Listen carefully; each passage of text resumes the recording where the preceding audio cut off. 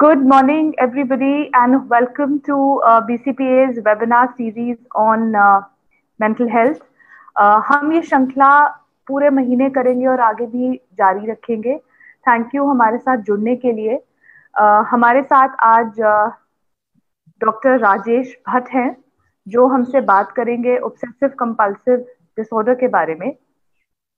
Doctor Bhatt guest faculty हैं department of psychology HNB Garhwal central university Srinagar Uttarakhand में और BCPA के ऑर्गेनाइजेशनल सेक्रेटरी भी हैं. ही इज ऑल्सो साइकोलॉजिस्ट और आपने कई बार अखबारों में इनके लेख देखे होंगे और यूट्यूब पे अपना एक चैनल भी चलाते हैं. तो आप प्लीज फॉलो करिए और डॉक्टर भट्ट को और मेंटल हेल्थ की जागरूकता के लिए हमारे साथ जुड़िए और हमारे साथ बने रहिए. छोटा सा इंट्रोडक्शन मैं अपना भी दे दूंगी ताकि आपको पता चले कि आप बात किससे कर रहे हैं. मेरा नाम स्निग्धा मिश्रा है. मैं एक साइकोलॉजिस्ट हूँ और फाउंडर हूँ लाइफ सर्फर्स की. ये एक ऑर्गेनाइजेशन है जो पैन इंडिया और इंटरनेशनली ऑनलाइन काउंसलिंग सर्विस देती है और मैं मेंटल वेलनेस ट्रेनर भी हूँ कॉर्पोरेट के साथ और साइकोलॉजिस्ट की CBT ट्रेनिंग भी करती हूँ. मैं आपके साथ BCPA के थ्रू जुड़ी हूँ क्योंकि BCPA की सेक्रेटरी भी हूँ सुपरविजन और ट्रेनिंग के लिए. हमारे साथ डॉक्टर शाश्वत सक्सेना भी हैं जो MD साइकाइट्री हैं किंग जॉर्ज मेडिकल कॉलेज से. He has more than half a dozen of publications on his name and he's been a speaker काफी नेशनल और इंटरनेशनल कॉन्फ्रेंसेस में. अभी इंडियन साइकाइट्री सोसाइटी के फेलो हैं और मेंटल हेल्थ से जुड़ी जो समस्याएं हैं, स्टिग्मा टाबू है और अवेयरनेस है, उसको तोड़ने के लिए ये लगातार काम करते हैं और इसीलिए हमारे साथ जुड़े हुए हैं. हौसला फाउंडेशन के प्रेसिडेंट भी हैं. तो welcome doctor Saxena and welcome doctor Bhatt. आप क्वेश्चंस भेज सकते हैं हमको चैट के थ्रू एंड हम कोशिश करेंगे कि हम आपके सारे क्वेश्चंस का उत्तर दें. तो over to you doctor Bhatt. Thank you. मैं आप सभी सम्मानित श्रोताओं का, खास करके स्टूडेंट्स और हमारे सीनियर प्रोफेसर्स का भारतीय काउंसलिंग साइकोलॉजी एसोसिएशन की तरफ से अभिनंदन करता हूं और इस आशा के साथ अपने टॉपिक पर चर्चा शुरू करता हूं कि इस वेबिनार से हम सबको OCD के बारे में कुछ महत्वपूर्ण जानकारी मिलेगी और हम OCD को समझेंगे और अपने आसपास के लोग जो OCD के मरीज हैं उनको पहचान पाएंगे और उन्हें रेफर कर पाएंगे साइकेट्रिस्ट के पास और क्लिनिकल साइकोलॉजिस्ट के पास. तो शुरुआत करता हूँ. ऑब्सेसिव कंपल्सिव डिसऑर्डर जिसे हम OCD बोलते हैं, हिंदी में जिसे हम कहते हैं मनोग्रस्तता बाध्यता विकार. इसमें क्या होता है कि इसमें अत्यधिक भयपूर्ण विचार यानी कि जो फियरफुल थॉट्स होते हैं उसके कारण जो व्यक्ति होता है वो कुछ बिहेवियर को रिपीट करना यानी पुनरावृत्ति करता है. OCD की यह विशेषता है कि इसमें अनुचित चिंता पैदा करने वाले डरावने विचार होते हैं जिन्हें हम मनोग्रस्तता या ऑब्सेशन कहते हैं. ये ऑब्सेसिव थॉट्स के कारण बाध्यकारी व्यवहार यानी कि कंपल्सिव बिहेवियर होता है. अगर OCD को देखें तो OCD सामान्यतः लेट चाइल्डहुड या अर्ली एडोलेसेंस यानी कि किशोरावस्था में स्टार्ट हो जाता है. OCD वाले लोग आमतौर पर अपने ऑब्सेशन और कंपल्सन के इलॉजिकल यानी कि तर्कहीन नेचर के बारे में जानते हैं अधिकतर लोग. हालांकि वे अपने ऑब्सेशन को नियंत्रण करने या अपनी कंपल्सन का विरोध करने में खुद को असमर्थ या इनकैपेबल महसूस करते हैं. OCD अक्सर कीटाणुओं के डर या ऑब्जेक्ट्स यानी कि वस्तुओं को एक स्पेसिफिक ऑर्डर यानी कि एक विशिष्ट तरीके से अरेंज करने की आवश्यकता जैसे विषयों पर केंद्रित हो सकता है. लक्षण आमतौर पर धीरे धीरे शुरू होते हैं और जीवन भर ये बदलते रहते हैं. अगर इनके लक्षणों की बात की जाए तो OCD के पेशेंट अक्सर ऐसा करते पाए जाते हैं, जैसे कंपल्सिव बिहेवियर, जैसे बहुत अधिक बार हाथ धोना, नहाना, दांत साफ करना, घर और घर के सामान, खाने की वस्तुएं, कार, बाइक जैसी चीजों की बहुत अधिक धुलाई करना, सफाई करना, घर के ताले, इलेक्ट्रिक इक्विपमेंट, गैस और ऐसी कोई भी चीज जो सेफ्टी से जुड़ी हो उसको बार बार चेक करना, घर के फर्नीचर, किताबों या अन्य आइटम्स को एक फिक्स्ड पैटर्न में रखने के सख्त नियमों का पालन करना, रिपीटेटिव मूवमेंट्स जैसे कि किसी एक निश्चित तरीके से या निश्चित संख्या में किसी चीज को छूना, थपथपाना या हिलाना, इस तरह की एक्टिविटी करते हैं। आश्वासन यानी कि रीएश्योरेंस पाने के लिए लगातार क्वेश्चन पूछते हैं। और रिचुअलिस्टिक बिहेवियर, जैसे कि मान लो कोई कार में बैठने से पहले एक बार कार का गोल चक्कर लगा रहा है, तो इस तरह का बिहेवियर भी ओसीडी के पेशेंट के अंदर देखने को मिलता है। खुद के शब्दों की निरर्थक पुनरावृत्ति या मीनिंगलेस रिपीटेशन भी ओसीडी के पेशेंट में देखने को आता है। ये मनी मन शब्दों या नंबरों को एक निश्चित संख्या में रिपीट करते हैं या खुद के बनाए हुए गुड और सेफ नंबरों पर अपना ध्यान केंद्रित करते हैं। और कई बार ऐसा भी देखने को मिला है कि ये बैड थॉट्स और गुड थॉट्स को रिप्लेस भी करते रहते हैं। इनके दिमाग में पहले बैड थॉट्स आता है, फिर उसको गुड थॉट्स से रिप्लेस करते हैं। अगर बात करें मूड की, तो ओसीडी के पेशेंट के अंदर डिप्रेशन, फियर, एंजाइटी, गिल्ट, जिसे हम अपराध बोध बोलते हैं, पैनिक अटैक हो सकता है। इनमें नाइटमेयर्स यानी कि रात में डरावने सपने भी आ सकते हैं। और इनके सपनों में अधिकतर वही मटेरियल होता है जो दिन भर इनके जो दिमाग में डरावने थॉट्स चलते हैं, उसी से रिलेटेड इनको ड्रीम्स भी आते हैं। ओसीडी से जो पीड़ित क्लाइंट होता है, किसी भी चीज के बारे में रिपीटेटिव थॉट्स यानी कि विचारों की पुनरावृत्ति करने की, जैसा कि मैंने कहा, टेंडेंसी पाई जाती है। वह खुद से इमेजिन यानी कि कल्पना करने लग जाते हैं कि कोई भयानक घटना घटने वाली है। कोई सीरियस इंसिडेंट होने की संभावना से संबंधित थॉट उनके दिमाग में लगातार आते हैं और वो चाहकर भी ऐसे विचारों को अपने दिमाग से हटा नहीं पाते हैं।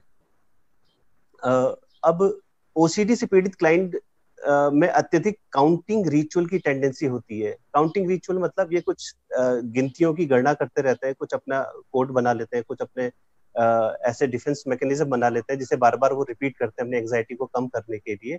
और इसको समझने के लिए एक उदाहरण से समझते हैं कि मान लो कि कोई एक व्यक्ति है योगेश, और वो ओसीडी से पीड़ित है, जिसके 2 बच्चे हैं, जिसमें से एक की उम्र 5 साल है और दूसरे की उम्र 8 साल है। योगेश जब किसी मॉल में शॉपिंग करने के लिए जाता है तो वह शॉपिंग करते समय बहुत अधिक सिलेक्टिव हो जाता है। जैसे कि वह मॉल में किसी सेल्फ में रखे हुए पहले और दूसरे आइटम्स को खरीदने से बचता है, क्योंकि उसको लगता है कि यदि वो सेल्फ में रखा पहला या दूसरा आइटम खरीदेगा तो ऐसा करने से उसके पहले और दूसरे बच्चे को किसी भयानक खतरे का सामना करना पड़ सकता है। योगेश के अंदर एक और बिलीफ है कि यदि वो अपने बच्चे की उम्र से संबंधित, यानी कि एक तो ये है कि उनका जो पहला और दूसरा क्रम है प्लस बच्चे का जो एज है, उससे रिलेटेड भी अगर कोई आइटम खरीदेगा तो उसको अपने जो उसके बच्चे हैं उसको मुसीबत का सामना करना पड़ सकता है। इसीलिए जब योगेश मॉल से पहले और दूसरे आइटम्स को लेने से बचता है, क्योंकि वह उसके बच्चों के क्रम से संबंधित है और साथ ही उनकी बच्चों से एज से संबंधित जो नंबर है 5वां और 8वां, उसे भी खरीदने से बचता है। अच्छा, काउंटिंग रिचुअल्स करने पर योगेश को ऐसा लगता है कि उसने अपने बच्चों को किसी बड़े खतरे से बचा लिया है। एक तरह से कहा जाए तो योगेश के अंदर पर्टिकुलर नंबर के आइटम्स को ना खरीदने से sense of security and satisfaction यानी कि सुरक्षा एवं संतुष्टि का भाव आता है। काउंटिंग रिचुअल किसी भी रूप में क्लाइंट की जिंदगी का हिस्सा हो सकती है। योगेश जब सिगरेट स्मोकिंग करता है तो वह 2 सिगरेट एक साथ पीता है, क्योंकि उसका यह बिलीफ है कि 2 सिगरेट पीने से वह अपने बच्चों पर आने वाले खतरों को टाल रहा है। और जैसे जैसे ओसीडी का इफेक्ट योगेश की जिंदगी में बढ़ता है तो वो कॉफी और चाय पीते समय भी काउंटिंग रिचुअल, जिसे न्यूमेरिकल रूल्स भी कहते हैं और कई बार इसे मैजिकल थिंकिंग भी कहते हैं, करने लगता है। वो कॉफी और चाय भी अपने दोनों बच्चों के बारे में सोचकर 2 बार पीता है। यदि कहीं लाइन लगानी पड़ जाए तो पहला और दूसरा, 5वां और 6ठा क्रम आने पर, क्योंकि ये उसके बच्चों की एज और क्रम से संबंधित है, उसको डिस्कम्फर्ट महसूस होता है। और कई बार ऐसा भी हो सकता है कि बस में ट्रेवल करने पर वो दूसरे और इन नंबरों की जो सीट्स है उनको अवॉइड करना शुरू कर दे। अच्छा, योगेश जब इन काउंटिंग रिचुअल्स को कभी भूल जाता है तो उसके मन में बच्चों को लेकर डरावनी थॉट्स आने शुरू हो जाते हैं। और यदि कुछ दिनों बाद किसी भी बच्चे को कोई चोट लग जाती है, भले ही वो भले ही चोट छोटी मोटी हो, तो योगेश के अंदर एक सेल्फ ब्लेम यानी कि आत्म आरोप से रिलेटेड थॉट्स आने शुरू हो जाते हैं। योगेश को लगता है कि अगर उसने रिचुअल काउंटिंग ढंग से की होती तो उसके बच्चों को आज चोट नहीं लगती। इसीलिए योगेश काउंटिंग रिचुअल को और ज्यादा गंभीरता के साथ बार बार करने लगता है। ऐसा करने से उसे लगता है कि बच्चे भी सुरक्षित रहेंगे और रिचुअल्स करने से वह सेल्फ ब्लेम से भी बच जाएगा। यहाँ पर हम देखते हैं कि योगेश के दिमाग में 2 बिलीफ्स हावी है। पहला यह है कि रिचुअल काउंटिंग करने से उसके बच्चे सुरक्षित रहते हैं, और दूसरा बिलीफ यह है कि रिचुअल काउंटिंग न करने से उसके बच्चे दुर्घटना का शिकार होते हैं। साइकोलॉजी में कहावत है, we see things not as they are but as we are. इसका मतलब है कि हम चीजों को वैसे नहीं देखते जैसे कि वे होती हैं, बल्कि हम चीजों को वैसे देखते हैं जैसे कि हम होते हैं। योगेश के केस में भी ऐसा ही कुछ चल रहा है। योगेश के साथ दो चीजें चल रही है। एक तो वह कि वो रिचुअल काउंटिंग करता था, और जब वह बच्चों के साथ कोई दुर्घटना नहीं होती थी तो योगेश का उसके काउंटिंग रिचुअल्स के ऊपर बिलीफ और मजबूत हो जाता था कि मैंने देखो रिचुअल काउंटिंग करी है और मेरे बच्चों के साथ कोई बुरा नहीं घट रहा है, उसके बच्चे सुरक्षित हैं। वहीं दूसरी तरफ जब वो रिचुअल काउंटिंग करना भूल जाता था, तब उसके कुछ दिनों बाद यदि किसी बच्चे को चोट लगती थी तो उसका ये बिलीफ मजबूत होता था कि देखो मैंने रिचुअल काउंटिंग नहीं करी और मेरे बच्चे दुर्घटना का शिकार हो गए। योगेश के अंदर अपने बिलीफ्स को लेकर कंफर्मेशन बायसनेस थी। जब हम कोई बिलीफ बना लेते हैं तो हमारे अंदर बना हुआ ये बिलीफ डिसाइड करता है कि हम अपने आसपास की होने वाली घटनाओं का इंटरप्रिटेशन या व्याख्या किस तरीके से करेंगे। ये लगभग ऐसा ही है कि हमारा दिमाग अपने आसपास के एनवायरनमेंट में किसी चीज को नोटिस करे और किसी चीज को नोटिस ना करे। यहाँ पर कंफर्मेशन बायसेस का मतलब ये है कि जो हम पहले से ही मानते हैं, यानी कि हमारे बिलीव्स, हमारा दिमाग उस पर्टिकुलर बिलीफ से संबंधित एविडेंस यानी कि सबूत को बड़ा चढ़ा के नोटिस करता है, और जो घटनाएं बिलीफ्स को सपोर्ट नहीं करती हैं उन्हें हमारा दिमाग पूरे तरीके से इग्नोर कर देता है। और यही चीज योगेश के साथ भी हुई। जब वह काउंटिंग रिचुअल भूल जाता था तो उसका दिमाग लगातार उन घटनाओं पर केंद्रित होता था जब बच्चों को चोट या अनहोनी की शिकार होते थे उसके बच्चे, भले ही वो कई दिनों के बाद हुआ। मान लो योगेश ने आज काउंटिंग रिचुअल करना भूल गया और उसके बच्चे को चोट 5वें दिन लगी, ऐसे में योगेश का दिमाग लॉजिकली ये नहीं सोचेगा कि आज काउंटिंग रिचुअल नहीं किया तो बच्चे को आज ही चोट लगनी चाहिए थी, 5वें दिन नहीं। जबकि योगेश ने दूसरे, तीसरे और चौथे और 5वें दिन लगातार काउंटिंग रिचुअल करता रहा। इस हिसाब से योगेश के बिलीफ के अनुसार बच्चे को 5वें दिन चोट नहीं लगनी चाहिए थी, क्योंकि योगेश ने 5वें दिन भी काउंटिंग रिचुअल किया था। लॉजिकल थिंकिंग की कमी के कारण हमारे बिलीफ्स हमारे ऊपर हावी हो जाते हैं, और यही चीज योगेश के साथ भी हुई। योगेश के केस में ईगो डिफेंस मैकेनिज्म यानी कि रक्षा युक्तियां की अगर बात करें तो पता चलता है कि भविष्य में सेल्फ ब्लेम से बचने के लिए उसने रिचुअल्स काउंटिंग की संख्या बढ़ा दी कि अगर मैं रिचुअल काउंटिंग्स करूंगा और अगर मेरे बच्चों को रिचुअल काउंटिंग करने से चोट नहीं लगेगी तो उसके जो आगे चल के जो ब्लेम आने वाला है उससे मैं बच जाऊंगा। अभी रिचुअलिस्टिक बिहेवियर के कारण योगेश को ऐसे लगने लगा कि उसकी अपनी लाइफ में कंट्रोल या नियंत्रण है, क्योंकि जो लोग ओसीडी के पेशेंट होंगे उनको लगता है कि उनके दिमाग में जो कुछ भी चीजें चल रही हैं, अगर वो लगातार उसके बारे में सोचते रहेंगे और कंपल्सिव बिहेवियर करते रहेंगे तो उनको लगता है कि वो अपने एक्सटर्नल एनवायरनमेंट को कंट्रोल कर सकते हैं। तो यही चीज योगेश के साथ भी हो रही थी। तो योगेश को ऐसा लगने लगा कि वो अपनी लाइफ को क्या कर रहा है, खुद से कंट्रोल करने लग रहा है। योगेश ने जो प्रचलित सामाजिक धार्मिक रिचुअल्स को ना अपनाकर अपने बनाए गए रिचुअल्स को करना शुरू कर दिया।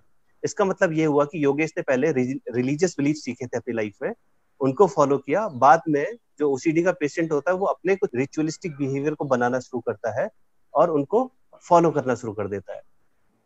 अगर कोई इंडिविजुअल रिलीजियस है तो और अगर उसके बच्चे रिलीजियस नहीं है तो ऐसे में उस व्यक्ति के अंदर अपने बच्चों को लेकर असुरक्षा की भावना से संबंधित विचार आ सकते हैं कि कोई समस्या आने पर ईश्वर उनके बच्चों की सहायता नहीं करेगा। इस असुरक्षा की भावना के चलते वह ऐसे धार्मिक लोगों के संपर्क में आ सकता है जो उसके धार्मिक विश्वास के सिमिलर या अनुरूप हो, और इन धार्मिक व्यक्तियों से वह अपने बच्चों के प्रोटेक्शन के लिए उपाय पूछ सकता है और रिचुअलिस्टिक बिहेवियर करना शुरू कर सकता है। अच्छा, ओसीडी के क्लाइंट में रिचुअल्स को ट्रीट करने के लिए बिहेवियरल ट्रीटमेंट होता है जिसे एक्सपोजर एंड रिस्पॉन्स प्रिवेंशन कहा जाता है। इसमें क्लाइंट को जानबूझकर उसके इमेजिनेशन में या रियलिटी में ऐसे स्टिमुलस के साथ एक्सपोज कराया जाता है जिससे उसके अंदर एक्सटेंसिव एंजाइटी यानी कि तीव्र चिंता पैदा होती हो, और साथ ही साथ क्लाइंट को एंजाइटी कम करने के लिए जो वो रिचुअल इस्तेमाल करता है उसको करने से रोका जाता है। फॉर एग्जाम्पल, क्लाइंट एक कप कॉफी पीता है और उसके बाद उसे दूसरा कप कॉफी पीने की इच्छा होती है, क्योंकि उसका बिलीफ है कि दूसरा कप पीने से उसके दूसरे बच्चे के लिए अच्छा होगा, और अगर वो नहीं पिएगा तो दूसरे बच्चे को नुकसान हो सकता है। तो शुरुआत में दूसरा कप कॉफी ना पीने से क्लाइंट के अंदर जब उसे रोका जाता है, प्रिवेंट किया जाता है, तो क्लाइंट के अंदर चिंता बढ़ सकती है। लेकिन ऐसा देखा गया है कि लंबे समय तक जब ऐसा किया जाता है तो क्लाइंट की एंजाइटी धीरे धीरे न्यूट्रलाइज होने लग जाती है। उसको ये समझ में आने लगता है कि मेरे जो रिचुअल ना करने से भी मेरे बच्चे को कोई हार्म नहीं हुआ। जब हम ओसीडी के क्लाइंट को देखें तो उसकी सोशल हिस्ट्री के बारे में जानना बहुत जरूरी है। उसके रिलीजियस बिलीफ्स यानी कि धार्मिक विश्वास के बारे में जानना चाहिए। कई बार ऐसा देखा गया है कि धार्मिक विश्वासों के कारण व्यक्ति ये निर्धारित करता है कि क्या करना चाहिए और क्या नहीं करना चाहिए, क्योंकि धार्मिक विश्वास हमें पाप यानी कि सिंस जो होते हैं उनके बारे में बताते हैं, और साथ साथ अगर पाप किया और उसके बाद का जो पनिशमेंट है, जो सजा है, उसके बारे में भी हमें रिलीजियस बिलीफ बताते हैं। आइए इसे उदाहरण से समझने की कोशिश करते हैं। एक क्लाइंट को उसके बचपन में बोला गया था कि वह अपने सारे पापों को ईश्वर के सामने माफी मांग ले। वह अपने तो वो जो बच्चा था वो कन्फेशन करने के लिए गया और अपने कुछ पापों को उसने कन्फेस किया, पर कुछ पाप वो कन्फेस नहीं कर पाया। तो जिस चीज को लेके वो कन्फेस नहीं कर पाया, उसको लेके एक गिल्ट आ गया कि उसने झूठ बोला है, और झूठ बोलने की रिलीजन में सजा है कि उसको क्या कहते हैं, जब वो मरेगा और वो नर्क में जाएगा तो उसको हमेशा वहां पे पीड़ा सहनी पड़ेगी, जिसके कारण से क्लाइंट के अंदर डरावने सपने आने शुरू हो गए कि उस सपने में देखता था कि उसकी आत्मा कहीं नर्क में फंसी हुई है और उसको पीड़ा दी जा रही है। इस तरह सपने बार बार आने से क्लाइंट को ये यकीन हो जाता था कि उसके साथ भविष्य में कुछ गलत होने वाला है, और इस संभावित गलत से जो कि काल्पनिक है उससे बचने के लिए क्लाइंट कुछ रिचुअल्स को करना क्या करता है, स्टार्ट कर देता है, ताकि वह अतीत के पापों से भविष्य में बच सके। ओसीडी के क्लाइंट के ऊपर उसके पेरेंट्स का भी इफेक्ट हो सकता है। कई परिवारों में साफ सफाई का और चीजों को व्यवस्थित ढंग से रखने का बहुत ज्यादा ध्यान दिया जाता है, और जब बच्चा ऐसा करने में असफल हो जाता है तो उसे पनिशमेंट दिया जाता है। तो इसलिए जो अर्ली एज की लर्निंग्स हैं, तो एज ए हमें उस पर भी फोकस करना चाहिए, उसको भी देखना चाहिए कि उसकी लाइफ में ऐसा कुछ है तो नहीं। कई बार ऐसा देखने में आया कि क्लाइंट अपने जीवन में कुछ दुर्घटनाओं को देखता है, और उन दुर्घटनाओं का उसके ऊपर ऐसा प्रभाव पड़ता है कि वो अपने ही ऊपर उन दुर्घटनाओं को जनरलाइज करना शुरू करता है, जिसे हम ओवर जनरलाइजेशन बोलते हैं। फॉर एग्जाम्पल, यदि कोई व्यक्ति बाजार में मान लो कहीं घूम रहा था और वहां पर उसने किसी बच्चे का एक्सीडेंट देखा, और उस एक्सीडेंट को देखने के बाद उसके दिमाग में ख्याल आया कि अगर ये एक्सीडेंट मेरे बच्चे के साथ हुआ होता तो क्या होता, तो वो क्या कर रहा है कि एक जो एक्सीडेंट उसने देखा है उसको अपने ऊपर जनरलाइज कर रहा है, और जनरलाइज करने से उसके दिमाग में आप धीरे धीरे ऑटोमेटिक निगेटिव थॉट्स आने शुरू हो गए हैं, और ऑटोमेटिक निगेटिव थॉट्स एक लेवल के बाद इतना बढ़ जाते हैं कि वो कंट्रोल से भी बाहर निकल जाते हैं। और जब वो कंट्रोल से बाहर निकल जाते हैं तो जिन लोगों का जो बिलीफ गॉड के ऊपर होता है, वो ईश्वर से सहायता मांगना या प्रार्थना करना शुरू कर देते हैं, और कई बार ऐसा करने पर उन्हें अस्थायी रूप से टेम्परेरी आराम भी मिल जाता है। उनका ये जो टेम्परेरी रिलीफ होता है, ये डिस्ट्रैक्शन के कारण होता है, क्योंकि वो एंग्जाइटी वाली चीज को ना सोचकर प्रेयर कर रहे होते हैं, डिस्ट्रैक्शन हुआ तो उनको टेम्परेरी रिलीफ मिलता है। पर ओसीडी को पेशेंट को ऐसा लगने लगता है कि उसने ईश्वर से कुछ मांगा और उसके बाद उसको थोड़ा सा आराम मिल गया, तो वो बार बार इन जो प्रार्थना या इस तरह की चीजें होती है वो करना शुरू कर देता है। जैसे उसके दिमाग में कोई थॉट आता है, नेगेटिव थॉट आता है, और वो इस तरह की प्रैक्टिसेस को स्टार्ट कर देता है। और जब कभी वो अपने रिचुअल को नहीं करता है तो उसके अंदर एक्सेसिव एंग्जाइटी होना शुरू हो जाती है कि कुछ बुरा घटने वाला है।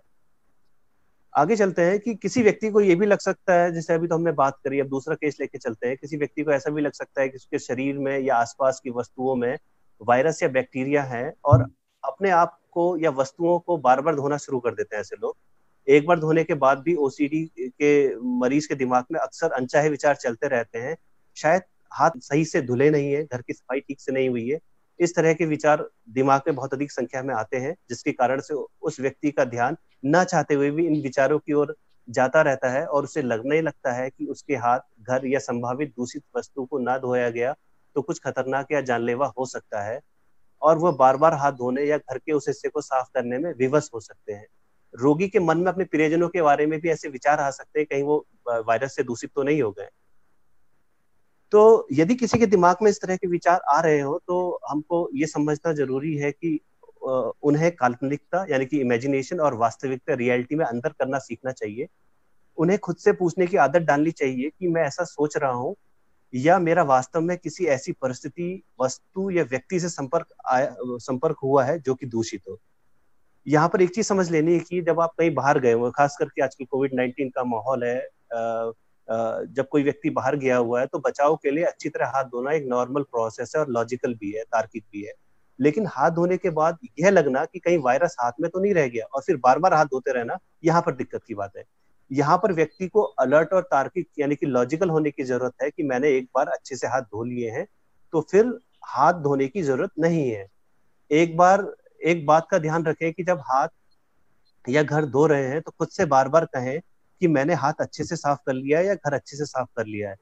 धोने की प्रोसेस में जागरूकता के साथ, यानी कि माइंडफुलनेस के साथ करें। असल में देखा गया है कि जो ओसीडी के मरीज होते हैं उनके अंदर एक आदत पाई जाती है कि जब वह कोई काम कर रहे होते हैं तो उस समय उनके दिमाग में कोई और विचार चल रहे होते हैं, जिस कारण से वो धोने की प्रोसेस पर ध्यान नहीं देते। क्योंकि धोने की प्रोसेस पे ध्यान नहीं देते तो वो जो मेमोरी बननी चाहिए कि मैंने हाथ धो लिया है, तो वो कभी भी मेमोरी प्रोसेस नहीं हो पाती है, यानी कि short term memory long term memory में कन्वर्ट नहीं हो पाती है। इसलिए वो हमेशा कंफ्यूज रहते हैं, डाउट में रहते हैं कि उन्होंने हाथ अच्छे से धोया या नहीं धोया, या लॉक अच्छे से लगाया या नहीं लगाया। अगर हम कुछ थ्योरीज की बात करें कि थ्योरीज ओसीडी को किस तरीके से डिफाइन करती है, तो इसमें सबसे पहले हम बात करते हैं साइको एनालिटिक थ्योरी की। इसके अनुसार जो कंपल्सिव सिम्टम्स हैं ईगो के द्वारा एंजाइटी को कम करने का प्रयास के कारण पैदा होते हैं। जब व्यक्ति के दिमाग में सोसाइटी के द्वारा डिसाइड किए गए अनएक्सेप्टेबल थॉट्स आते हैं, तो इससे इंडिविजुअल के अंदर एंजाइटी पैदा होती है, स्ट्रेस पैदा होता है, और या गिल्ट पैदा होता है, और उस गिल्ट से बचने के लिए उस व्यक्ति का ईगो डिफेंस मैकेनिज्म का यूज करता है, तो वो कोई कंपल्सिव बिहेवियर हो सकता है। अगर लर्निंग थ्योरीज की बात करें तो लर्निंग थ्योरीज कहती है कि जो रेनफोर्समेंट होता है, जो भी हम एक्टिविटी करते हैं उसके बाद जो हमें रेनफोर्समेंट मिलता है किसी भी रिस्पॉन्स को करने के बाद, तो हमारा उस रिस्पॉन्स को करने की पॉसिबिलिटी बढ़ जाती है। अगर हम योगेश के केस में देखें तो बच्चों को कोई नुकसान ना हो, जब वो इससे संबंधित एंजाइटी योगेश के अंदर बढ़ जाती है, तो इसीलिए उसने रिचुअलिस्टिक बिहेवियर करना उसने क्या कर दिया, शुरू कर दिया, ताकि वो भविष्य में आने वाले नुकसान से अपने बच्चों को बचा सके। रिचुअलिस्टिक बिहेवियर करने के बाद उसकी एंजाइटी टेम्परेली कम हो जाती है, और वह रिचुअलिस्टिक बिहेवियर को एनफोर्समेंट के कारण बार बार करना शुरू कर देते हैं। और अगर इसी को समझने के लिए कॉग्निटिव थ्योरी की बात करें, ओसीडी के लिए उत्तरदायित्व की अत्यधिक भावना, यानी कि एक्सेसिव फीलिंग ऑफ रिस्पॉन्सिबिलिटी और गिल्ट, यानी कि अपराध बोध को मुख्य कारण मानता है।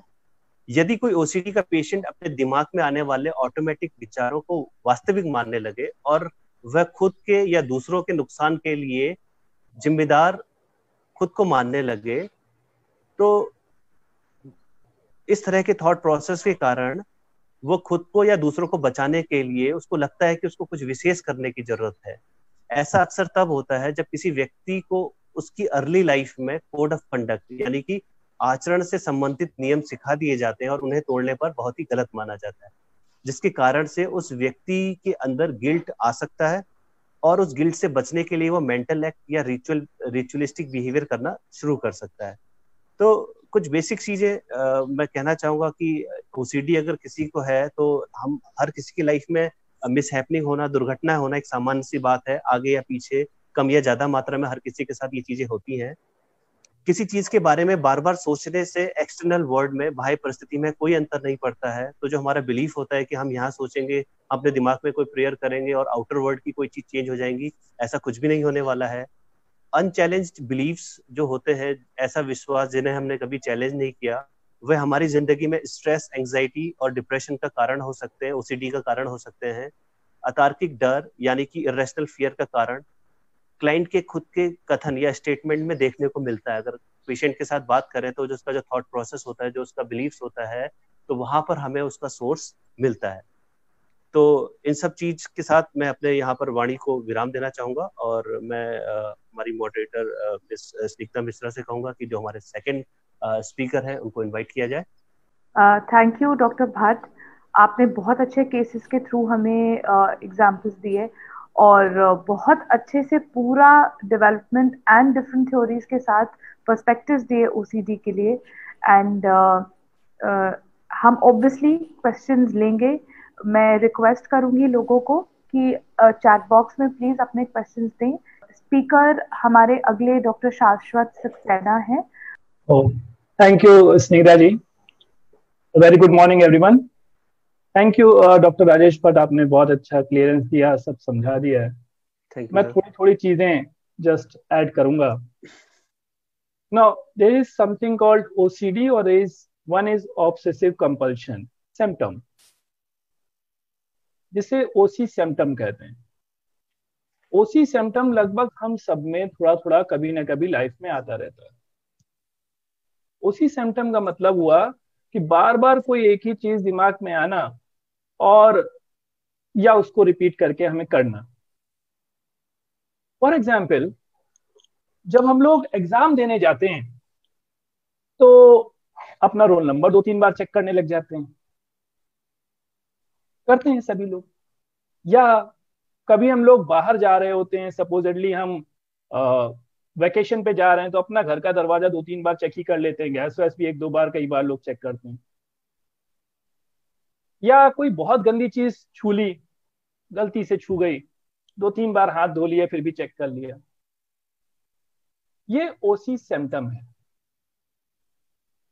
सब में कभी ना कभी, डिपेंडिंग ऑन स्ट्रेस, जिस चीज से आदमी स्ट्रेस रहता हो उस चीज पे कभी ना कभी थोड़ा बहुत दिमाग में वो थॉट्स रिपीट आते हैं, और वो आदमी उसको निगेट करने के लिए कुछ ना कुछ करता है। That is compulsive symptom. अच्छी बात यह है कि नॉर्मली हमारे दिमाग में कोई भी थॉट टिकती नहीं है, क्योंकि हमारे दिमाग में एक सर्किट है जिसमें थॉट्स आती हैं और बाहर निकल जाती हैं। जैसे गेट पे, इधर से रास्ते से गेट पे कोई थॉट आई और दूसरे रास्ते से निकल गई। ये गेट कुछ न्यूरोट्रांसमीटर मेंटेन करते हैं, जैसे सेरोटोनिन। होता क्या है ओसीडी में, ये गेटवे गड़बड़ा जाता है सेरोटोनिन की कमी की वजह से। थोड़ा सा गेट गड़बड़ा गया, अब जो थॉट आई वो रुक गई। नॉर्मली हमने बताया कि जैसे रोल नंबर कोई चेक कर रहा है, 1-2 बार चेक किया उसने, या जो लिखा उसने चेक किया, उसके बाद रिलीव हो जाता है। गंदी चीज छू ली, थोड़ी देर बाद अपना हाथ धो के रिलीव हो गया। तो कोई रिपीट थॉट नहीं आते, उससे रिलेटेड कोई इमेजेस दिमाग में नहीं आती, उससे रिलेटेड कोई एंजाइटी नहीं होती। अब हो गया, हो गया, दिमाग अपने आप समझ जाता है, हो गया, थॉट आई थी चली गई। सभी को कभी ना कभी लगता है कि कहीं गलती से कुछ गलत तो नहीं पढ़ दिया, पूजा तो गलत नहीं हो गई, थोड़ा बहुत अपना देख लिया। ओसीडी में ये सर्किट थोड़ा सा गड़बड़ा जाने की वजह से ये थॉट्स बार बार आते रहते हैं, और उसकी वजह से एंजाइटी होती रहती है। अगर ये एंजाइटी और थॉट्स लगातार आते रहते हैं 2 हफ्ते से ज्यादा, तो वो ऑब्सेसिव कंपल्सिव डिसऑर्डर बन जाता है। खास बात इसकी ये कि इसमें, ओसीडी में, ये थॉट्स पता होते हैं पेशेंट को या सफर करने वाले को कि भाई ये गलत है, ऐसा मेरे हाथ साफ हो गए, लेकिन फिर भी वो उन थॉट्स को हटा नहीं पाता कि नहीं ये गंदे हैं, गंदे हैं, और फिर भी वो हाथ धोता रहता है। या ताला मैंने बंद कर दिया है, ही नोज, डिस्पाइट दैट जब वो अंदर टीवी देखने बैठता है तो फिर भी उसके दिमाग में आता है ताला बंद नहीं है, फिर वो वापस जाता है, चेक करता है। और ये थॉट्स रिपीट होते रहते हैं, रिपीट होते रहते हैं, रिपीट होते रहते हैं, बार बार करता रहता है, जिसकी वजह से 2 वजह से बहुत घबराहट होती है। एक तो ये थॉट्स एंग्शियस होते हैं, एंजाइटी प्रोवोकिंग होते हैं, और दूसरा ये थॉट कि मुझे पता है ये नहीं है, मुझे छोड़ना है, लेकिन फिर भी कंट्रोल नहीं हो रहा। इस वजह से पेशेंट्स की एंजाइटी और स्ट्रेस बढ़ी रहती है, जिसकी वजह से 3-4 अलग अलग टाइप के सिम्टम आते हैं। वो 4 टाइप के सिम्टम है। एक तो एंजाइटी, दूसरा चिड़चिड़ाहट, इरिटेबल। आमतौर पर ओसीडी पेशेंट चिड़चिड़ाने लग जाते हैं, क्योंकि वो अपने आप से परेशान होते हैं, बार बार पता भी है नहीं साफ करना है, फिर भी साफ कर रहे हैं तो चिड़चिड़ाते हैं, या किसी और से कह रहे हैं वो नहीं उतना मान रहा तो चिड़चिड़ाने लग जाते हैं, गुस्साने लग जाते हैं। या because of chronic stress they get depressed about their condition, कि शायद मुझसे ये अब ठीक नहीं होगा, या अब मैं सुबह से शाम तक यही कहता रह जाऊंगा तो मेरी professional life, social life, personal life का कुछ रह ही नहीं जाएगा। These negative thoughts either they predispose the person to depression or substance, यानी नशा करना। तो बेसिकली ओसीडी 14 दिन से ज्यादा एक ही बार बार थॉट्स का रिपीट होना, उन थॉट्स का जिनके बारे में हमें पता है कि वो गलत हैं, जिन्हें हम रोक नहीं पा रहे, उनका होना, उस समय भी आना, जब हम लोग दूसरा काम कर रहे हैं तब भी आते रहना, और हमारे लाख चाहने पे भी हटा ना पाना। ये थॉट्स के बार बार आने को ऑब्सेशन कहते हैं, और बार बार करते रहने को, उससे रिलेटेड काम को कंपल्शन कहते हैं। और अगर ये 2 हफ्ते से ज्यादा हो जाए, लगातार हो रहा हो, तो उसे ओसीडी कहते हैं। ओसीडी यानी obsessive compulsive disorder. Symptoms obsessive compulsion के साथ साथ एंजाइटी, डिप्रेशन, चिड़चिड़ाहट, कभी कभार नशा करना और नींद में दिक्कत साथ साथ में। जैसा कि मैंने बताया कि होने की वजह इसमें अगर न्यूरोबायोलॉजिकली लें तो उस सर्किट का गड़बड़ा जाना है जो हमारे थॉट प्रोसेस को क्लियर करता है, जो सेरोटोनिन नाम के न्यूरोट्रांसमीटर से रिफ्लेक्ट मेंटेन होता है। मैनेज करने के तरीके एक्चुअली 3 हैं और सबसे अच्छा ये है कि कोई भी 2 तरीके कंबाइन करके किए जाएं। 3 तरीके हैं। एक तो मेडिकेशन, यानी हम किसी तरह सेरोटोनिन को बढ़ा दें, बढ़ जाएगा तो ये मैनेज होने लग जाएगा।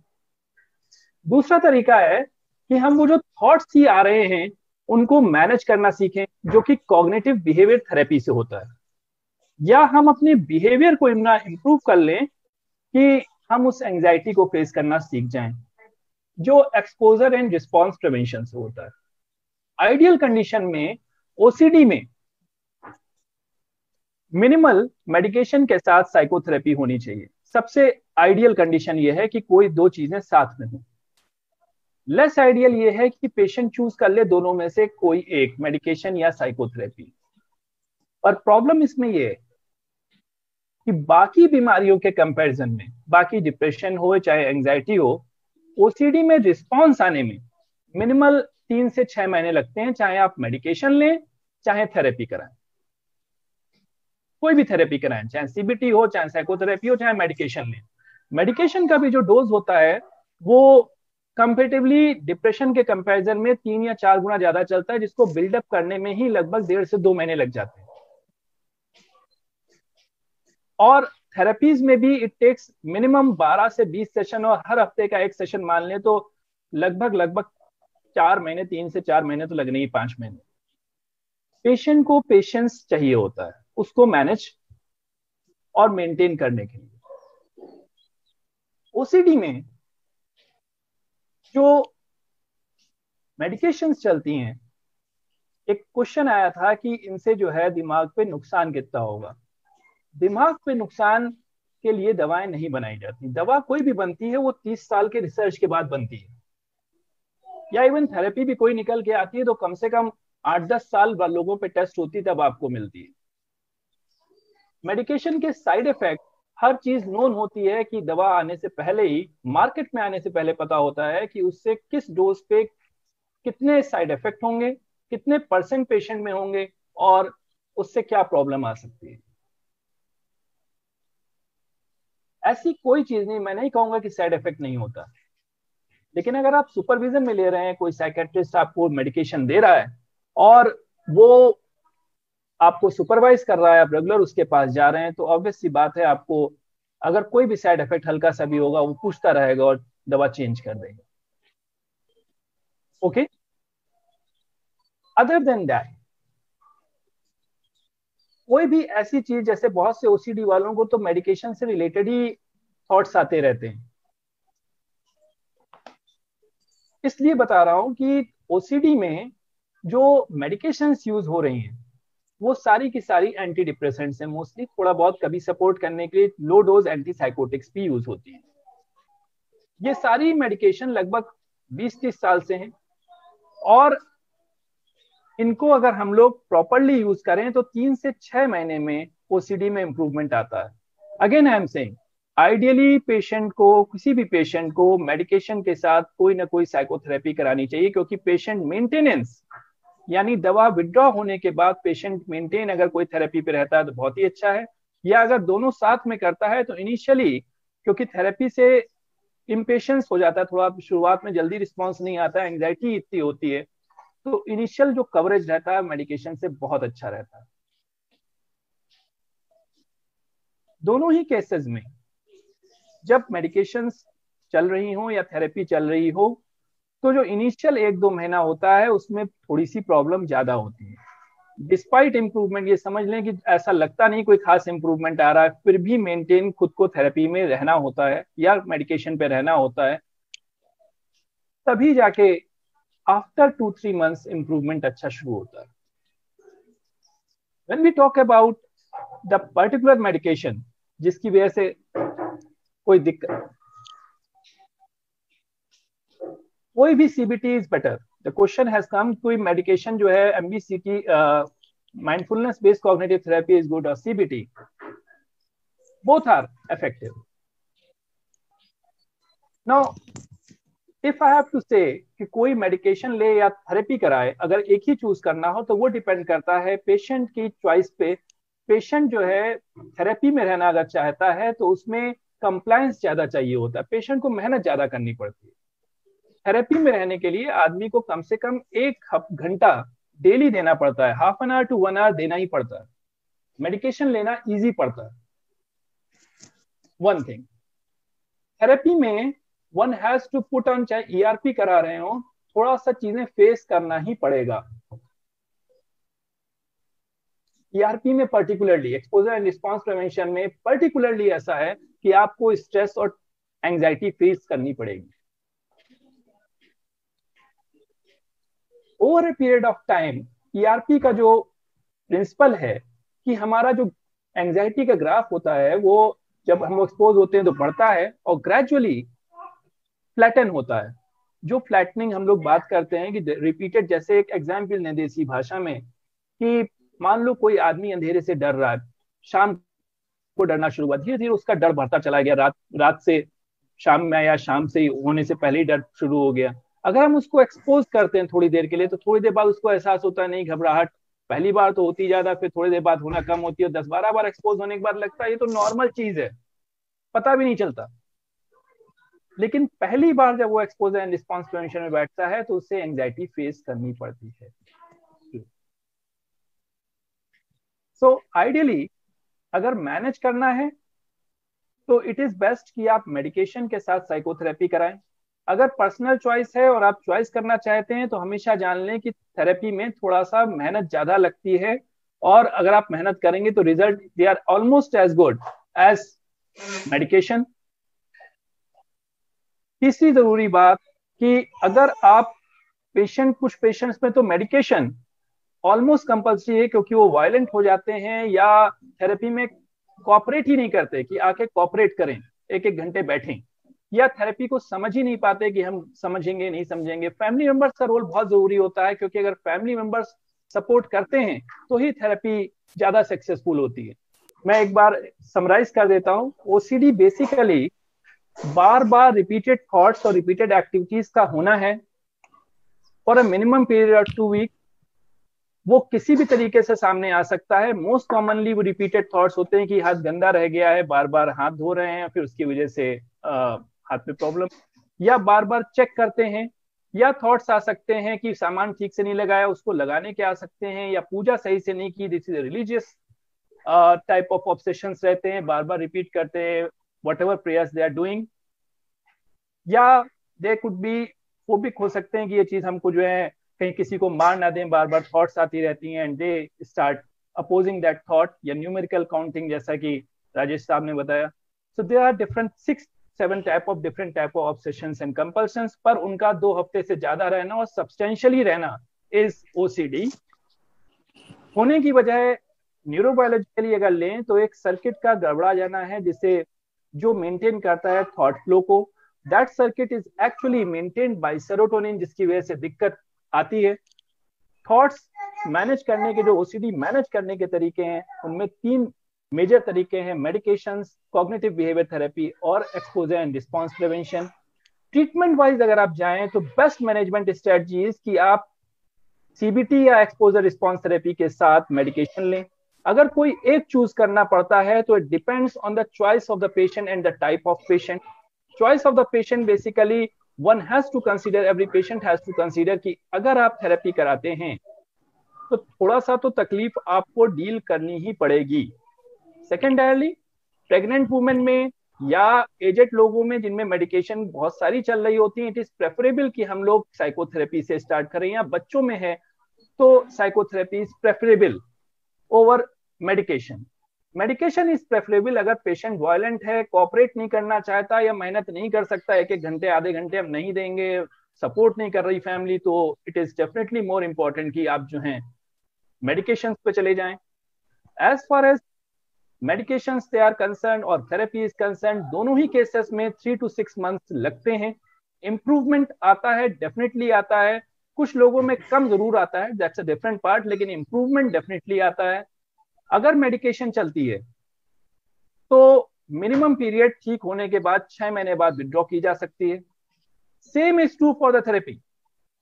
आपने एक बार थेरेपी सीख ली, सीबीटी का तो एम ही यही है कि आपको पेशेंट को अपना थेरेपिस्ट बना देना, और एक्सपोजर एंड रिस्पांस प्रिवेंशन में भी आप टेक्निक सीख जाते हैं। आप फॉलोअप में रह सकते हैं अपने थेरेपिस्ट के, एंड देन आफ्टर 6 महीने के आप ठीक होने के बाद दवा विड्रॉ या थेरेपी विड्रॉ हो जाती है। बहुत अच्छा चला तो 2 साल तक आपको मेहनत करनी पड़ेगी अगर बहुत लंबा ओसीडी है। और सबसे इंपॉर्टेंट बात, चाहे थेरेपी हो चाहे मेडिकेशन हो, थोड़ा वेट करना पड़ता है ओसीडी में। ओसीडी एकदम से चुटकी में जाने वाली चीज नहीं होती है। जस्ट ऑल बी अश्योर्ड कि जो मेडिकेशन भी चल रही होती हैं वो मेडिकेशन बहुत रिसर्च के बाद आती हैं। हमारे देश में तो पहले यूएस वगैरह से अप्रूवल हो जाता है, यूएस वाले खा लेते हैं, यूरोप वाले खा लेते हैं, तब आती है। तो डोंट वरी, वो 20-30 साल अपना पहले रिसर्च कर लेते हैं, वो 5-10 साल अपने यहाँ चला लेते हैं, तो हमारे यहाँ आती है। हम लोगों को इतना पता रहता है किस परसेंटेज ऑफ पेशेंट में, किस टाइप के पेशेंट में, किस डोज में कौन सा साइड इफेक्ट आएगा। और अगर आप साइड इफेक्ट से इतना डरते हैं तो ये जान लें, दुनिया में ऐसी कोई चीज नहीं जो आपके अंदर चली जाए उसका साइड इफेक्ट ना हो, चाहे वो शक्कर और नमक ही क्यों ना हो। As simple as that. नमक भी ज्यादा चला गया, किसी किसी को सूट नहीं करता तो बीपी बढ़ जाता है। शुगर किसी को सूट नहीं करी, कई हलवाई भी होते हैं वो बड़े मोटे मोटे होते हैं, वो खाते रहते हैं, कोई दिक्कत नहीं आती। बड़े दुबले पतले लोगों को जिनको सूट नहीं करती उनको डायबिटीज हो जाता है। सो इट इज अनइम्पॉर्टेंट कि आप क्या ले रहे हैं। मेडिकेशन भी अगर आप ले रहे हैं और आप सुपरविजन में हैं, रेगुलर आपके टेस्ट हो रहे हैं, आप डॉक्टर से मिल रहे हैं आपके, तो he will take care of you. He knows किस परसेंट पेशेंट में कितने में क्या हो सकता है और आपसे रेगुलर क्वेश्चन पूछ लेगा। And that is it. Hope everyone takes care of it well. आप लोगों को इसका फायदा हो। Thank you. Thank you doctor Shashwat for being with us. And आपने बहुत ही अच्छे तरह से इंटरवेंशंस के पर्सपेक्टिव से समझाया, उससे थिंग्स बहुत क्लियर हो जाती है। एक क्वेश्चन आया है कि ऑब्सेसिव थॉट्स और डिल्यूजनल बिलीफ में क्या ये दोनों एक ही चीजें होती है? ये पूजा ने पूछा है। Obsessive thoughts and delusional beliefs, are they the same? No. Obsession मैंने बताया कि पेशेंट को पता रहता है, उसकी एंजाइटी की एक मेजर वजह ये होती है, उसे पता होता है कि भैया मेरे तो ये थॉट गलत आ रही है, मेरा हाथ तो साफ है पर मैं करूं क्या, हाथ थॉट आ रही है, गंदा धोना ही पड़ेगा। उसको ये पता होना। डिल्यूजन में ऐसा नहीं होता, उसको पक्का यकीन होता है मेरे हाथ गंदे हैं। दोनों में फर्क है। हम जब पेशेंट से पूछते हैं ना, बात करते हैं, तो पेशेंट कहता है कि नहीं मेरे दिमाग में आता रहता है, मैं क्या करूं, आई कांट स्टॉप इट। मुझे पता है मेरे हाथ साफ है, मुझे पता है ताला बंद है, मुझे पता है कि मैंने नमाज सही पढ़ी है, या मुझे पता है कि मैंने जो है सब काम सही कर लिया है, पर मेरे दिमाग से हट नहीं रहा। Whereas in delusion, they are very sure कि मेरे हाथ गंदे हैं। हम कहें भी भाई साहब आपके हाथ साफ हो गए, नहीं बहुत गंदे डॉक्टर साहब, आपको नहीं दिखता, आपकी आंखों में दिक्कत है, परिवार वाले पागल हो गए हैं, इनको दिखता ही नहीं है। This is delusion. And obsession, साहब मेरे हाथ साफ हैं, मुझे पता है साफ है, मैं क्या करूं, हाथ धोते ही रहता हूं। फर्क समझ में आया? That is obsession. पता होना, पेशेंट को नॉलेज होना।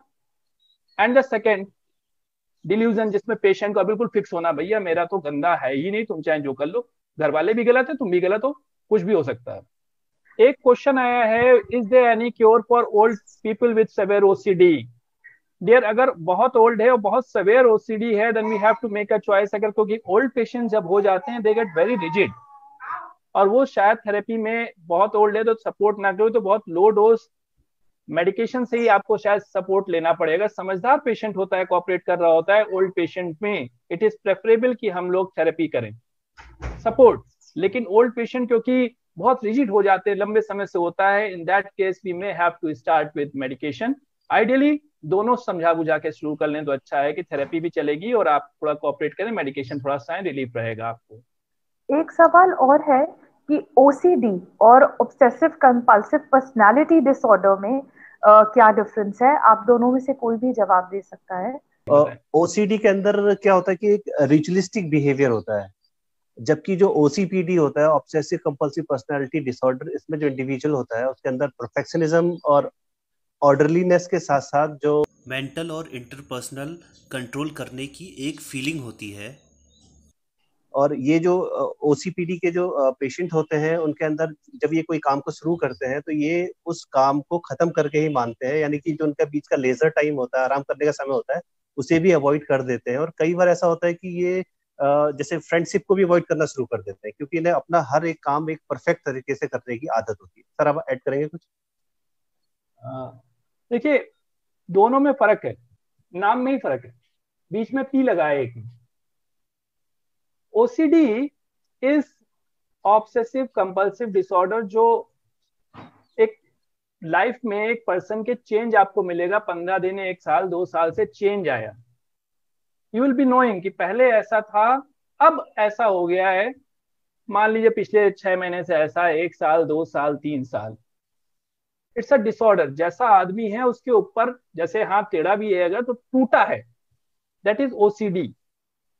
पहले तो इतना साफ सफाई नहीं करता था, अब जा करने लग गया है। अब ये जो है 10 बार हाथ धोता है, 20 बार हाथ धोता है। ओसीपीडी के पी में ही प्रॉब्लम है। P is personality. Family member बताएंगे या पेशेंट ही पहले से बताएगा कि मैं तो बचपन से ही ऐसा था, मैं ऐसा ही रहा हूं, मेरी पर्सनैलिटी, मेरा काम करने का तरीका ही यही है। और दूसरा फर्क ये है उसमें एंजाइटी। ओसीडी वाले में एंजाइटी होती है क्योंकि थॉट्स अलग से आते हैं, उन्हें पसंद नहीं आते, बार बार आ रहे होते हैं, बहुत एंशियस होते हैं। जिसकी भी जैसी भी पर्सनैलिटी होती है वो उस पर्सनैलिटी से बहुत कंफर्टेबल होता है। वो समझता है मैं तो बिल्कुल सही हूं। ओसीपीडी भी होगा तो ये नहीं कहने आएगा भाई साहब मुझे बड़ी दिक्कत हो रही है। तो क्या, बाकी लोग भले बताएंगे कि ऊपर वाले चाहे जूनियर्स उसके बताएंगे भाई तुम गड़बड़ कर रहे हो, या वाइफ उसकी बताएगी, लेकिन वो कहेगा मैं तो काम बिल्कुल तरीके से करता हूँ, इसमें गड़बड़ी क्या है।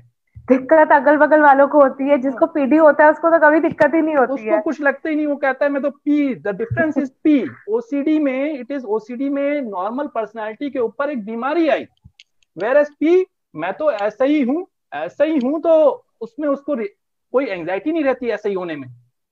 सेकेंडरली वो शुरुआत से होती है। दोनों के सिम्टम में भी फर्क है, जो बिहेवियर होता है। जैसा कि भट्ट साहब ने बताया, ओसीडी में, या हम लोगों ने पूरी डिस्कस की, 6-7 टाइप के सिम्टम होते हैं, स्पेशली चाहे हाथ धोना हो, चाहे चेक करना हो, चाहे रिलीजियस हो, चाहे काउंटिंग हो, चाहे सिमेट्री हो। लेकिन ओसीपीडी लोग जो होते हैं दे आर वर्कहॉलिक, परफेक्शनिस्ट। इतना परफेक्शन चाहिए होता है कि चाहे काम हो चाहे हो ही ना पाए, सुबह से लेके बैठे हैं उसको 10 बार कर रहे हैं, 20 बार कर रहे हैं, टाइम बाउंड इतने रहते हैं कि बिल्कुल शेड्यूल में कर रहे हैं कि बाकी चीजों का मजा ही नहीं आ रहा। अगर उन्होंने टाइम बाउंड डिसाइड कर लिया, आपने मूवीज देखी होंगी, एक अच्छी मूवी आई थी आमिर खान सलमान खान वाली, जिसमें जो है कॉमेडी मूवी है, एंड परेश अंदाज अपना अपना में जो परेश रावल का रोल है ना, टाइम पे घड़ी देख के जूस पी रहे हैं, टाइम निकला तो 5 मिनट के लिए दौड़ने जाएंगे। That is OCPD. बिल्कुल परफेक्टली उसी टाइम पे उसी चीज को करते रहना, और जो उनका थोड़ा सा शेड्यूल बिगाड़ देता है उस पर चिड़चिड़ाते रहते हैं, लेकिन वो अपनी गड़बड़ी कभी नहीं मानते क्योंकि वो पी होते हैं। बाकी लोग बेचते रहते हैं उनको कि भाई थोड़ा सा इनकी दिक्कत है। एंड आई थिंक एक चीज जो ओसीपीडी में होती है, वो जैसे आप दोनों ने ही बताया कि it is not related to one specific behaviour. it is their innate personality, and it extends, the need for perfectionism extends across all activities in life.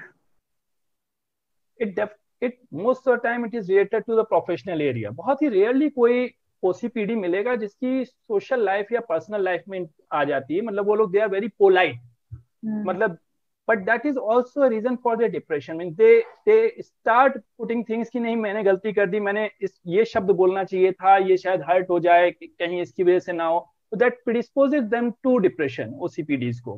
वरना maximum time they have a problem कि बाकी family member जो है सही से काम नहीं करते हैं, या व्हाट आई से कि वो हिंदुस्तान में जापानी टाइप के लोग होते हैं, and they feel uncomfortable being here. किसी ने एक सवाल पूछा है कि क्या ओवर थिंकर भी इस कैटेगरी में आएंगे? We have a specific criteria for OCD. Overthinking is not a criteria. आप कुछ भी सोच सकते हैं अगर आप उसको अपने दिमाग से हटा पा रहे हैं। आप अपनी सोच को रोक पा रहे हैं और बार बार आपके दिमाग में नहीं आ रहा, चाहे आप डिस्टर्ब नहीं कर रहा, तो it is not a problem. Overthinking could be a sign of generalised anxiety at times. OCD के लिए नहीं है. आप ओवरथिंकिंग करते हैं पर आप उसको रोक पा रहे हैं, इंक्लूडिंग नहीं है वो thought, then in that case it is not OCD, और ओसीपीडी तो बनता नहीं. एक सवाल हमारे पास आया, आप दोनों में से कोई भी जवाब दे सकता है. That can a person have autism and OCD together because both have rigid and repetitive behaviour? They may have. Autistic patients, they may have OCD. It may develop from late childhood. हो सकता है, पर you will find that the difference. उनका जो regular repetitive behaviour होता है autistic children का, उससे चेंज एक बिहेवियर नोट करते हैं, and that is associated with anxiety. They get anxious जब उसको रोका जाता है, माँ उसको मना करती है, and they may have comorbid OCD. एक हमें बार बार इस तरीके के सवाल आते हैं कि ओसीडी के साथ डिप्रेशन हो सकता है, या जैसे डिप्रेशन के साथ ऑफ कोर्स एंजाइटी हो सकता है. तो क्या थोड़ा सा प्राइमरी और सेकेंडरी डायग्नोसिस के बारे में बताएंगे, थोड़ा सा कोमॉर्बिडिटी के बारे में बताएंगे? ओसीडी में it depends mostly on the severity और क्या चीज पहले आई.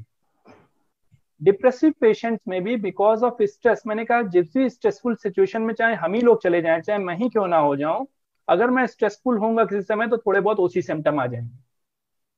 अगर मैं कहीं दूर जाना चाहता हूँ तो 4 बार पासपोर्ट 2-3 बार चेक करूंगा, भाई निकलने से पहले पासपोर्ट और डॉक्यूमेंट्स हैं कि नहीं, पैसे हैं, 2-3 बार चेक करते हैं. दैट इज ओसी सिम्टम आ ही जाता है जब भी स्ट्रेसफुल होंगे. चाहे हम कोई गंदा, अगर मैं भी किसी पेशेंट हॉस्पिटल भी चला जाऊं तो उसके बाद 2-3 बार तो हाथ धोना बनता है मेरा. That is OC symptom. Repeat नहीं हुआ, 2 हफ्ते नहीं हुए. डिप्रेशन के पेशेंट्स में स्ट्रेस बढ़ा रहता है, that's why they have OC symptom. Depend ये करता है कि पहले क्या चीज आई, which is a primary diagnosis. अगर उदासी पहले शुरू हुई और उसके बाद ओसी सिम्टम आए, then primary diagnosis is depression. और जैसे ही डिप्रेशन की लो डोज पे भी दवा के या डिप्रेशन का ट्रीटमेंट शुरू होगा तो ओसी सिम्टम विड्रॉ होने लग जाएंगे. अगर ओसीडी पहले शुरू हुआ है, पेशेंट्स बताते हैं कि 2 साल से या 1 साल से मैं हाथ धो रहा हूँ, अभी 1 महीने से या 2 महीने से मैं उदास हो गया हूँ, अब मुझे नींद भी नहीं आती, मन बिल्कुल अच्छा नहीं रहता, मरने के ख्याल आते हैं. So the primary diagnosis is OCD, secondary diagnosis is depression. वो पेशेंट ओसीडी डिप्रेशन की लो डोज की दवा से ठीक नहीं होगा, उसके लिए ओसीडी पे ले जाना पड़ेगा, तब वो ठीक होगा.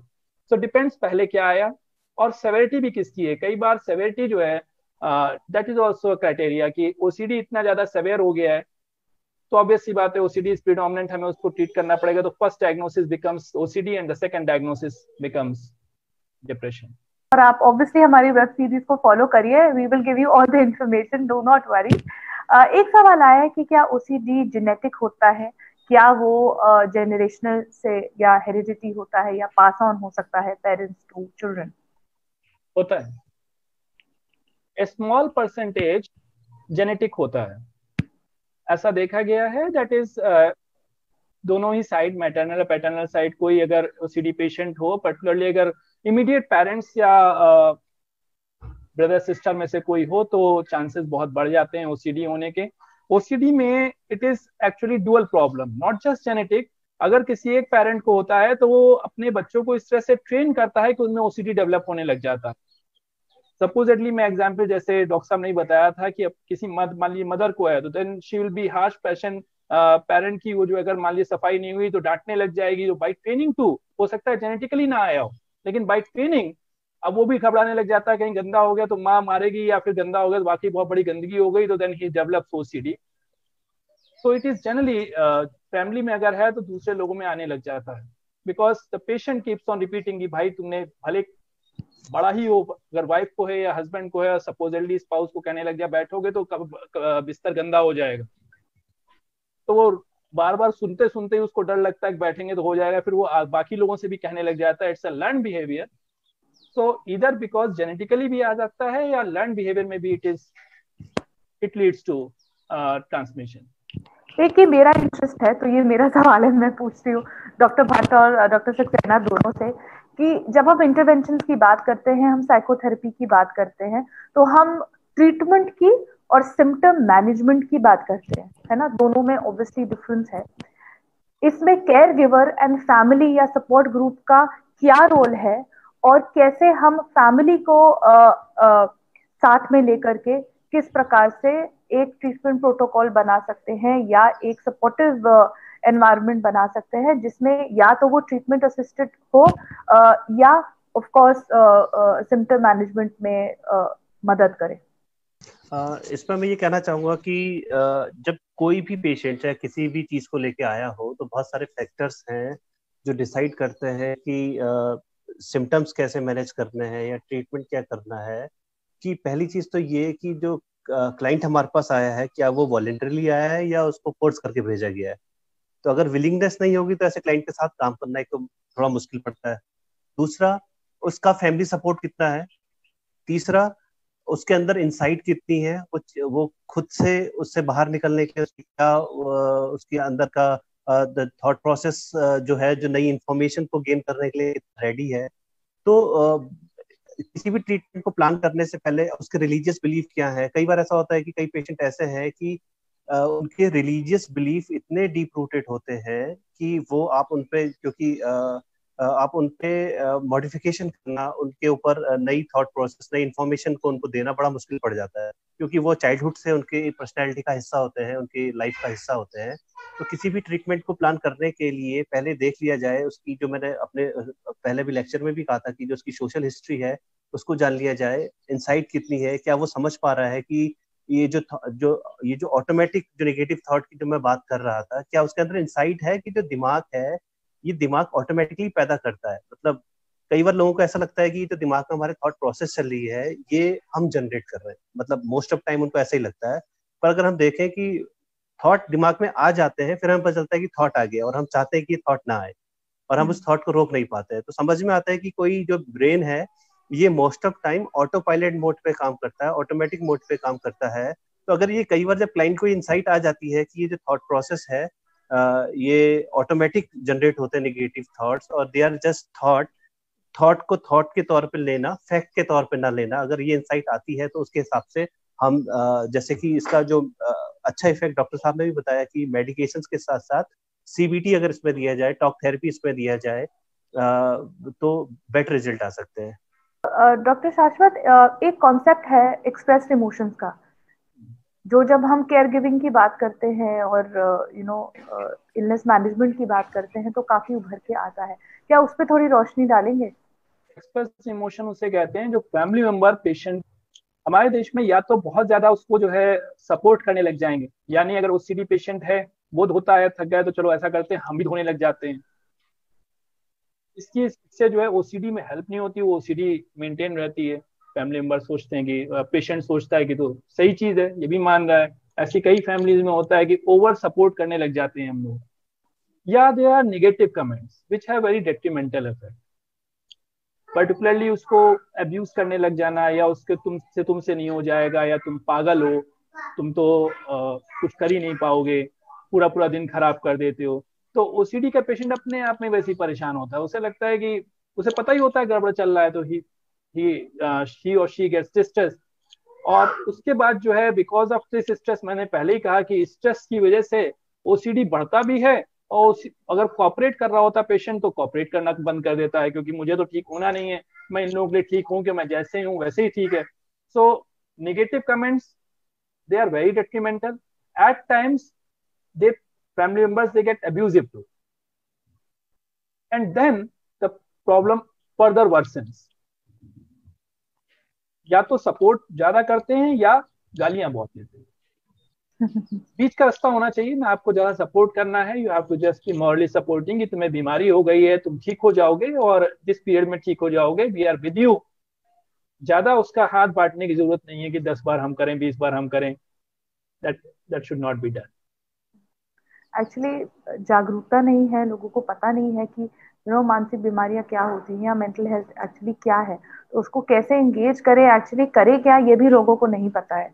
हाँ, किसी ने पूछा है कि ओसीडी और एडिक्टिव बिहेवियर में क्या डिफरेंस है? ओसीडी जो है एंजाइटी डिसऑर्डर के अंदर आता है, जबकि जो एडिक्शन है कॉम्प्लेक्स ब्रेन डिजीज हम इसको बोल सकते हैं। एडिक्टिव बिहेवियर में प्लेजर सीकिंग कंपोनेंट होते हैं जो कि ओसीडी में नहीं पाए जाते। ओसीडी के मरीज में हमने देखा, हमने बात करी, डिस्कस किया कि ऑब्सेशन और कंपल्सन पाया जाता है, और कई बार फॉल्स बिलीफ्स के कारण जो कि ऑब्सेशन और कंपल्सन होता है, जबकि एडिक्शन में जो पेशेंट होता है वो एब्यूज और डिपेंडेंसी का एक्सपीरियंस करता है।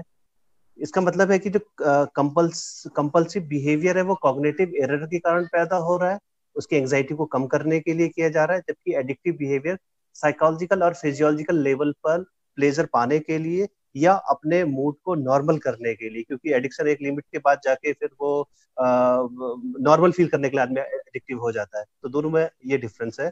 मैं चाहूंगा इसमें सक्सेना के कुछ कमेंट चाहूंगा ऐड करना। रिसेंटली एडिक्शन की रिसर्च में पाया गया है the same circuit is involved as OCD. बार बार थॉट्स आते रहते हैं। कुछ हद तक ओसीडी का कंपोनेंट एडिक्शन में देखा गया है, and that is related to craving part. There are number of components of addiction जिनमें एक component this circuit too plays, and that is why एक मेडिकेशन SSRIs एडिक्शन में भी सक्सेसफुली सपोर्ट करने लग गई हैं, जिनमें सब, क्योंकि बार बार थॉट्स जो आती हैं या एंजाइटी प्रोवोकिंग होती है, क्रेविंग हो जाएगी या हमें लेना है, उसको रिड्यूस करती हैं। Otherwise both of them they are a bit different too. जो प्लेजर सीकिंग कंपोनेंट की बात डॉक्टर साहब ने की, दैट इज देयर। जो उस एडिक्शन होता है उसमें person is actually starts liking it too, and that also includes जो शुरुआत में बच्चों में या कई एडल्ट्स में कंपल्सिव सेक्सुअल बिहेवियर होता है। It is very difficult to treat only because क्योंकि वो इंजॉय भी कर रहे होते हैं उस चीज को, वेदर इट इज मैस्टरबेशन और whether it is pornography. So addiction has this pleasure part, otherwise a bit of this circuit has been implicated in addiction, और उसके ट्रीटमेंट में सक्सेसफुली यूज भी हुए हैं मेडिकेशन जो ओसीडी के होते हैं। मेरे हिसाब से जो वो फोबिया की बात कर रहे थे, फोबिया में एक परसिस्टेंट और इरेशनल फियर होता है, और फोबिया के पेशेंट में मैजिकल थिंकिंग या सुपरस्टिशियस थिंकिंग, जिसे हम अंधविश्वासपूर्ण विचार कह सकते हैं, नहीं पाया जाता है। फोबिया के पेशेंट में ऑब्सेसिव कंपल्सिव डिसऑर्डर के पेशेंट की तरह कंपल्सिव सिम्टम्स भी नहीं पाए जाते हैं। तो थोड़ा सा उसमें डिफरेंस है। तो हम एग्जैक्टली ये नहीं कह सकते हैं कि इसके सीक्वेंस के कारण से ये चीज आ रही है। आई थिंक हमारे सवाल भी अब खत्म हो चुके हैं और समय भी। तो thank you so much doctor Bhatt और डॉक्टर शाश्वत हमारे साथ जुड़ने के लिए। हम ये वेब सीरीज करते रहेंगे। एवरी संडे एट 11 o'clock हम आपके साथ जुड़ेंगे, नए नए स्पीकर्स लाएंगे। कोई ऐसी चीजें जिनके बारे में आप सुनना चाहते हैं या ऐसे टॉपिक्स जिनके बारे में आप समझना चाहते हैं, प्लीज हमको मैसेज करके बताइए। आप लोग व्हाट्सएप पे जुड़े हैं हमारे साथ, काफी लोग फेसबुक पर हैं, हमारे ईमेल आईडीज हैं। प्लीज आप हमारे साथ जुड़िए। Much thank you Snigdha ji, thank you doctor Rajesh Bhatt. और मैं सभी लोगों से अपील करूंगा कि आप फेसबुक में भारतीय काउंसलिंग साइकोलॉजी एसोसिएशन के आप पेज पे जाएं, उसे लाइक करें, ताकि आपको जो भी हमारा आगे का जो वेबिनार है उसके बारे में इंफॉर्मेशन मिले।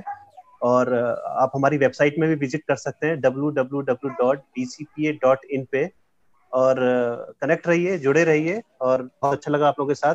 धन्यवाद। आशा है कि हम लोग ऐसे ही मिलते रहेंगे हर हफ्ते और बहुत सारे मानसिक स्वास्थ्य से जुड़े हुए मुद्दों के ऊपर बात करते रहेंगे। और कोरोना के संदर्भ में, कोरोना के समय में अगर देखें तो मानसिक स्वास्थ्य की चुनौतियां भी बढ़ी हैं, जरूरतें भी बढ़ी हैं। तो सबको मिलकर एक साथ काम करना पड़ेगा और मानसिक स्वास्थ्य के आने वाली चुनौतियों से हम सब मिलकर साथ में लड़ेंगे। और पूरी एसोसिएशन की तरफ से इस सक्सेसफुल आयोजन के लिए सभी को बहुत बहुत बधाई, बहुत बहुत धन्यवाद। Thank you all. See you next Sunday at 11 o'clock.